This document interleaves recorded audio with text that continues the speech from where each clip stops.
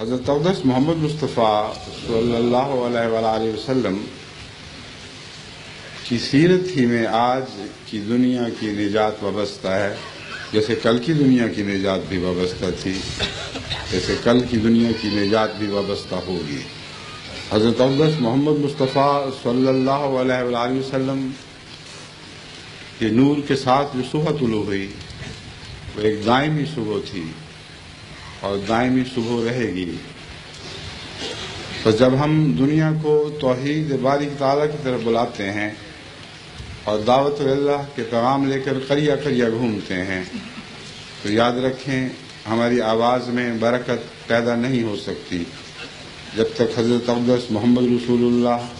کی سیرت کے نمونے ساتھ لے کر نہ چلیں۔ دلوں کی فتح حضرت اقدس محمد رسول اللہ کی سیرت سے وابستہ ہو چکی ہے، اس لیے کہ آپ میں نور خدا جھلک رہا تھا، اس لیے کہ آپ کی ذات میں وہ صفات باری تعالیٰ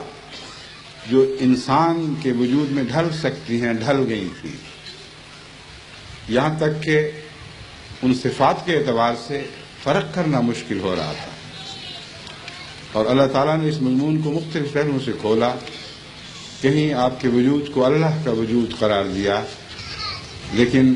یہ فرمانے کے بعد پھر اس مضمون کو روشنی ڈالی کہ یہ مضمون وحدت محمد اور وحدت خداوندی کو یکجا کرنے والا مضمون نہیں، بلکہ فرق بھی کرتا ہے اور یکجا بھی کرتا ہے۔